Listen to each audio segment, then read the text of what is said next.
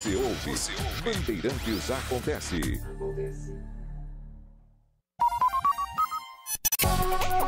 Saber, entender, compreender, conhecer, descobrir. Ouvir. Bandeirantes acontece.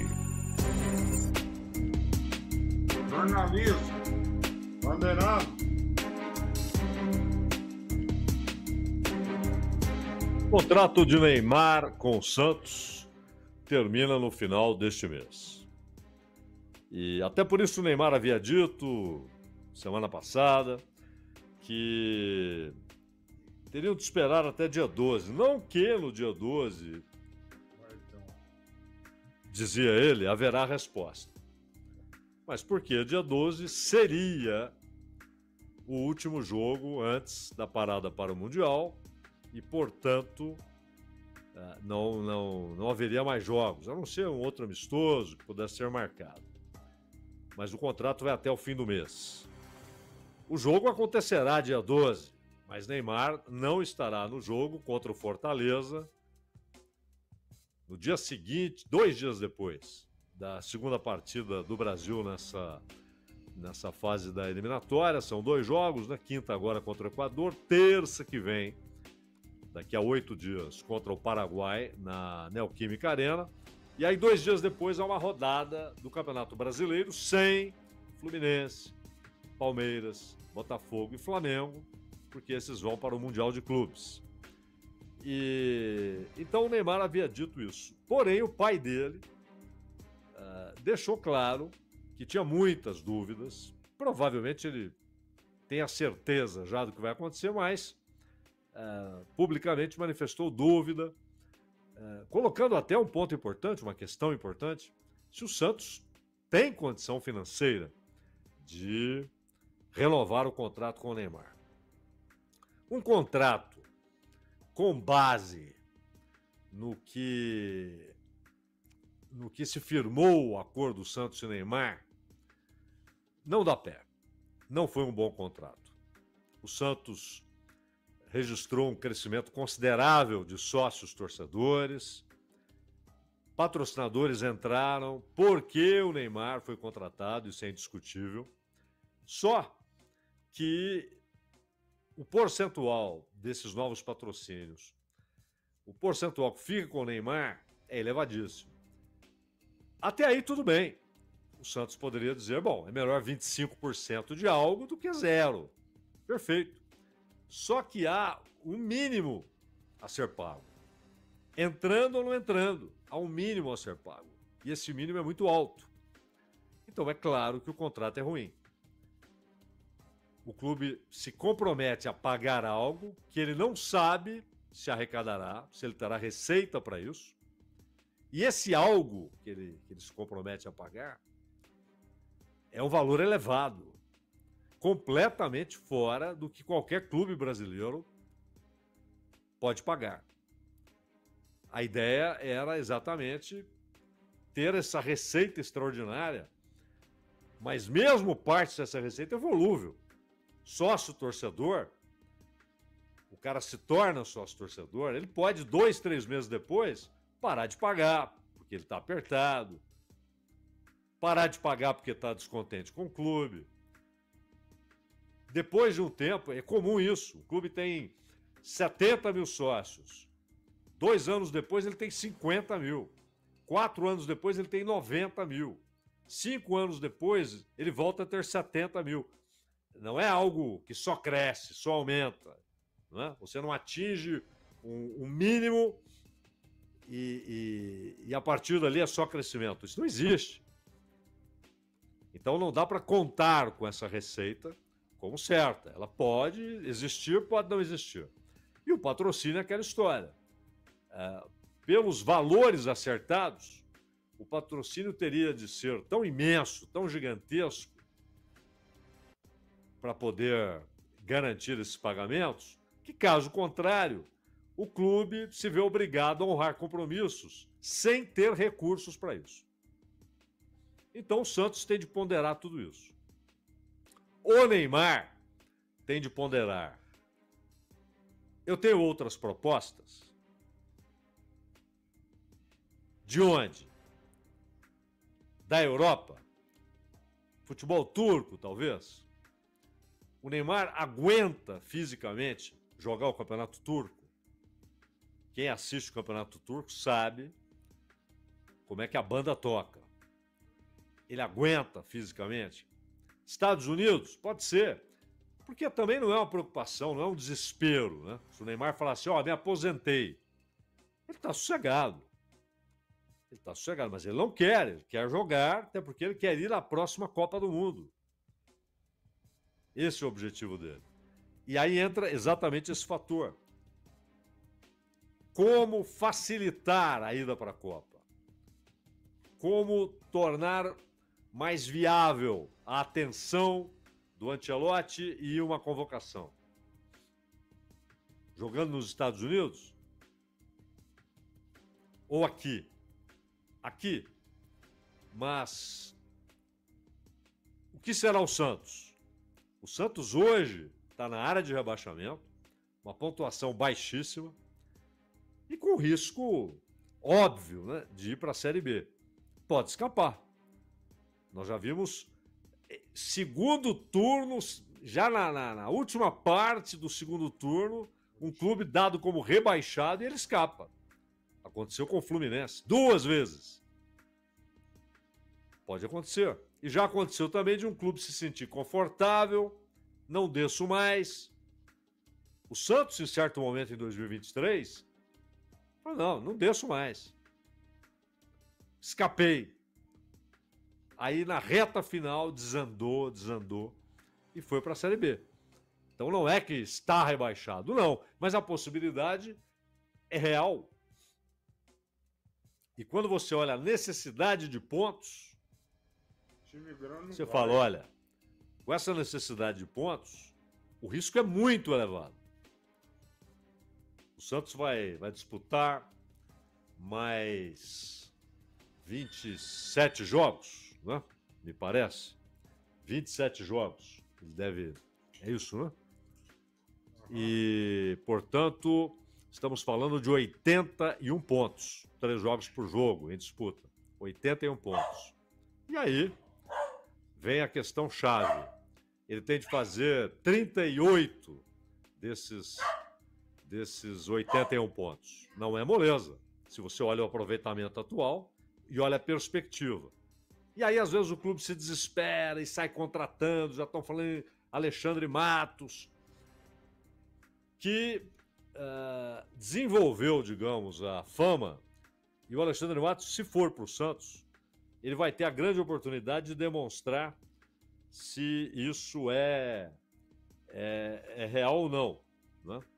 Se isso é real ou não. Se ele, de fato, só trabalha com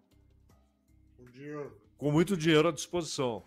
Ou se ele é capaz de trabalhar em condições mais modestas, com orçamento bem mais baixo, precisando usar a observação, a inteligência, o tato, o conhecimento de futebol para contratar os caras certos. Senão, sai contratando, depois não consegue pagar e essa história sempre termina mal.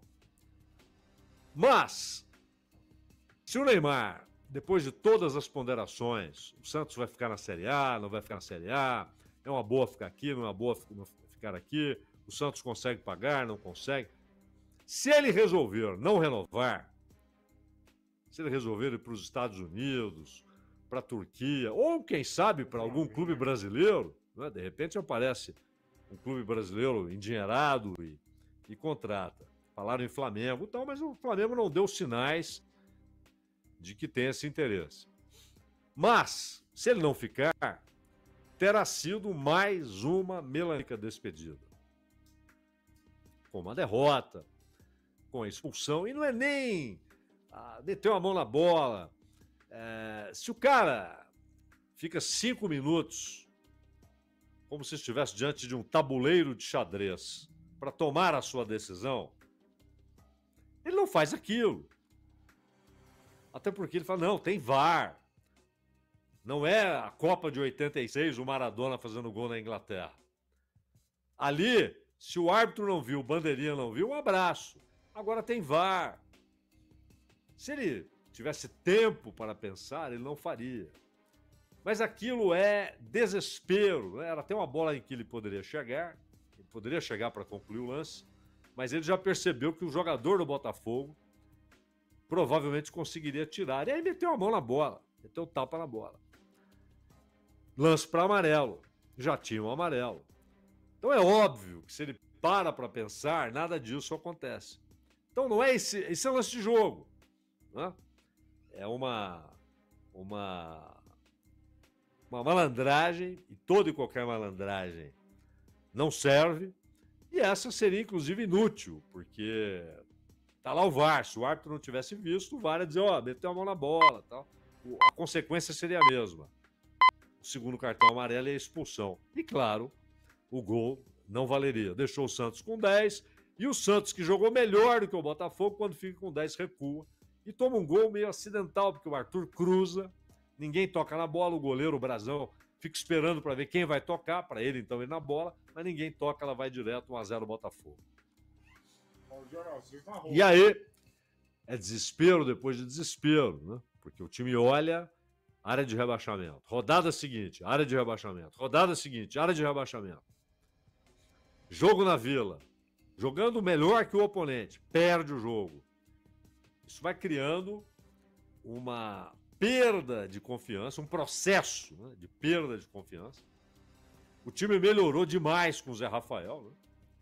O Zé Rafael deu inteligência ao meio campo.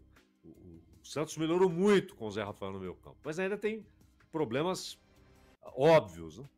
Visíveis, no setor defensivo, no tipo de marcação, no fato de que muitas vezes é pouca gente no meio campo, ficam 2 contra 4, esse tipo de coisa.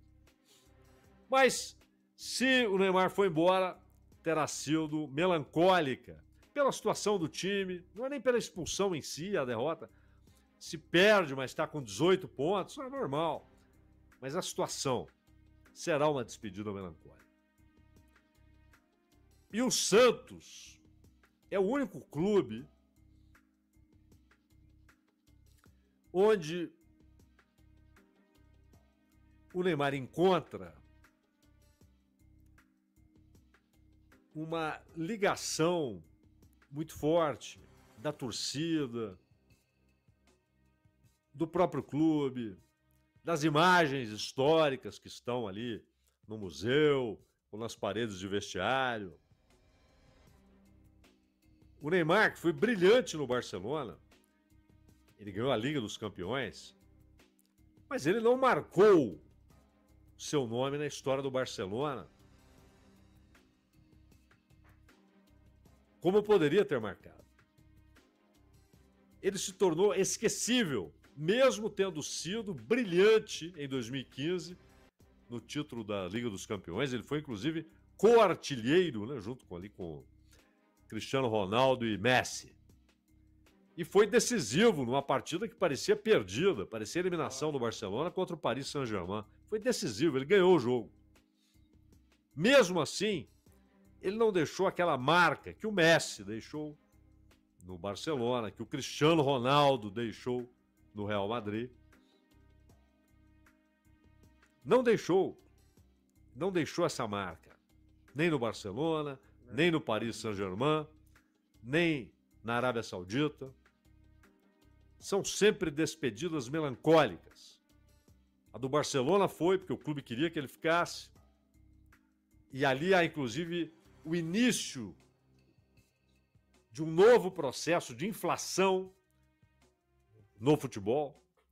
O Paris Saint-Germain, ao pagar o que pagou pelo Neymar, e em seguida meter 180 milhões de euros no Mônaco pelo Mbappé, embora fazendo de conta que era um empréstimo, né?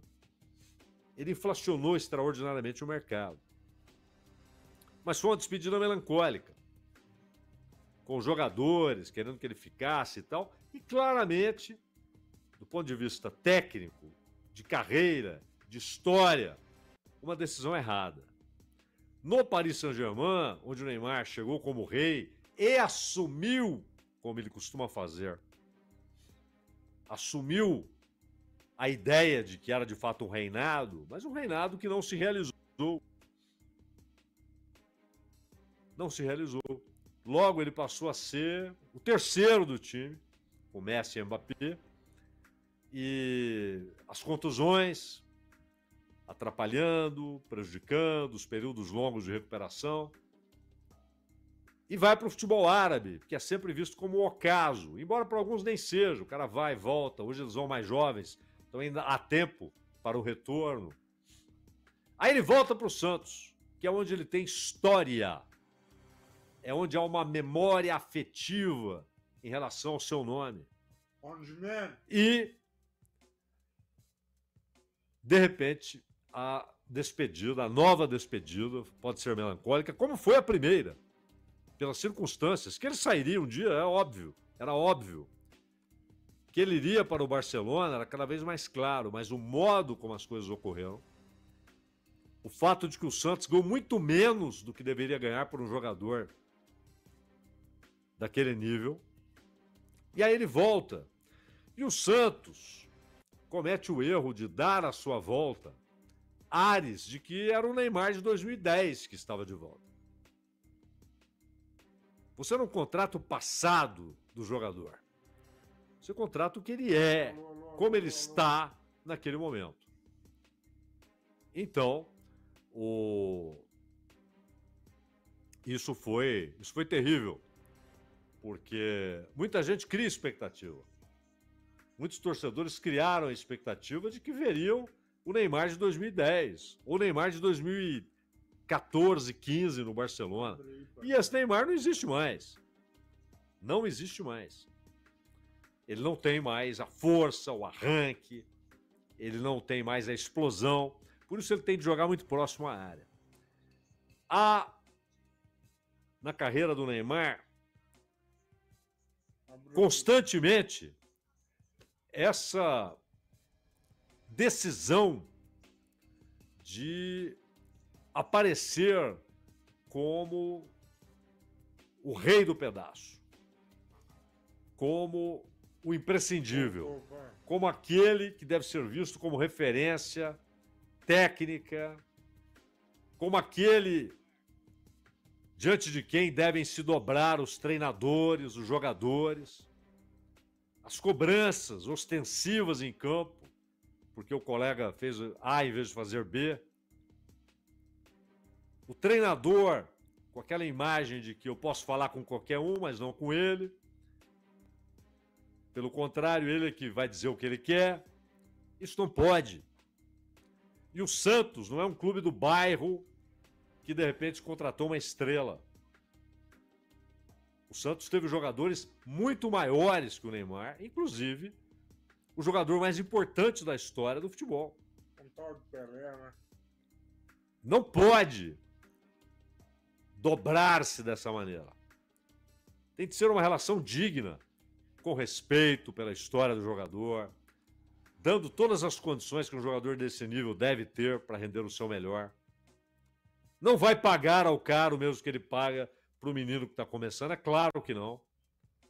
Mas a diferença deve ser aí, no salário, pela carreira construída, nas condições do contrato, mas jamais no tratamento quando você lida com o coletivo. Não pode ter regalias no ambiente coletivo. Você vai pagar mais, porque ele vale mais. Porque a lógica desse mercado diz que ele vale mais. Se você quer tê-lo, você tem de pagar mais. Mas essa é a diferença. E não pode ser outra. Nenhuma outra. Claro, a história do futebol e do basquete e do vôlei está repleta de casos em que há essas deferências inadequadas. Mas isso não quer dizer que é certo, porque já aconteceu. E já aconteceu muito. Mas o Neymar não se constrange com isso. E não derruba isso. Não faz com que os outros jogadores sintam que ali está um cara que é conhecidíssimo, que é uma estrela mundial, que é conhecido no mundo inteiro, que é um jogador extraordinário, isso é indiscutível, mas que não se porta como tal. ele se porta como um a mais. Se ele faz isso, ele é o líder natural daquele grupo. Mas ao abraçar, revestir-se dessas regalias e dessas deferências e desse curvar a espinha do clube, ao revestir-se disso, ele apequena a sua importância dentro daquele grupo. Apequena. E aí, os outros jogadores podem dizer, bom, é o seguinte, o resultado é dele, né? O time é dele, ele que faça o resultado. Claro que os caras lutam, gostam dele, inclusive, muitos são fãs, alguns cresceram sonhando em ver o Neymar, imaginem jogar com o Neymar. Mas o resultado coletivo e nos jogos é muito ruim. Porque parece que estão todos orbitando. E se o passe não é dado para ele, e se a jogada feita não é a que ele entendia ser a melhor, aquilo se torna público para o mundo, para a televisão, para o estádio, para quem estiver vendo. Isso é muito desgastante. O Neymar, que ele é craque, eu acho uma tolice quando discutem isso no Neymar. O Neymar é muito craque, é fenomenal. Ele teria sido craque em qualquer época. Ele é o craque atemporal. Ele teria sido craque, jogador de seleção, nos anos 30, 40, 50, 60, 70. Ah, naquele time ele não jogaria. Talvez, mas se ele estivesse lá jogando o que ele pode jogar, ele seria convocado e poderia ser titular. Ele é um jogador fenomenal. Ele tem recursos raríssimos. Muitos ele perdeu, que são aqueles que dependem da condição física. Basicamente, ele mantém o domínio de bola e a finalização. Isso ele não vai perder. Mas ele perdeu aquele arranque, a explosão. Quando o zagueiro pensava em chegar, o Neymar já tinha partido com a bola. Aquele pegar a bola no meio campo, fazer uma fila, levando 3, 4 e parando dentro do gol. Isso acabou. E nós vimos ele fazer isso várias vezes. Não foi uma, não foi duas. Várias vezes. E além de tudo isso, o Neymar, como aconteceu com centenas de milhares, né? Ele sai de uma situação social, econômica, frágil, um garoto pobre, e muito rapidamente se torna um milionário. E hoje, provavelmente, um bilionário. Mas isso não é a justificativa para a maneira como o sujeito reage ao círculo onde ele está. O Neymar tem de entender que há um sistema. Como ele tem talento, ele é colocado ali. Expectativas são projetadas e se ele não cumpre essas expectativas, ele é lançado fora.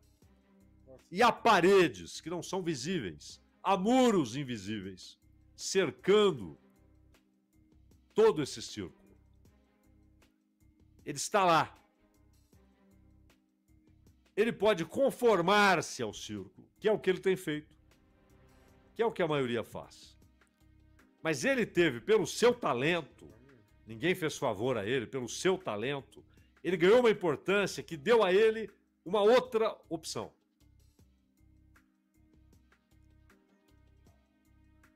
Atacar os muros do círculo, sair do círculo, atacar o sistema que o colocou naquele círculo. Quantos fizeram isso? Diego Armando Maradona, acima de todos, fez isso. O tempo todo. E às vezes até se autoflagelou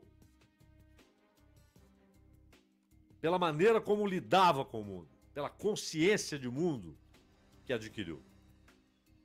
É o cara que, reunidos dirigentes e jogadores para protestar contra a Conmebol a favor dos clubes, e ex-jogadores como ele diz para todos os jogadores: vocês não percebem que vocês são empregados, que vocês são trabalhadores, e que vocês nunca trabalham a favor de vocês. Vocês se mobilizam na defesa dos clubes, nunca em defesa do cara que está na série D, C, B, do cara que fica 4 meses sem receber salário, no jogador que não é contratado porque há uma convenção entre os clubes de que aquele cara faz muitas reivindicações, como aconteceu muito no futebol argentino, com Basso e companhia. Mas o Maradona era tão grande que não poderiam lançá-lo fora. Mas ele atacou esse estado de coisas o tempo todo. Ele enxergou os muros e foi contra os muros para rompê-los. A resposta não deve ser a acomodação do milionário. Tá vendo? Eu venci e agora eu faço o que eu quiser com essa fortuna que eu tenho. É claro, isso é óbvio. Uma fortuna que foi conquistada pelo talento da pessoa. Ninguém deu de presente, nem ele roubou. Mas ele foi de tal maneira conformado àquele círculo que já não consegue sair dele. E vestiu uma máscara, e aqui não no sentido pejorativo que se usa, no sentido da personagem teatral. Vestiu uma máscara e já não consegue arrancá-la do rosto.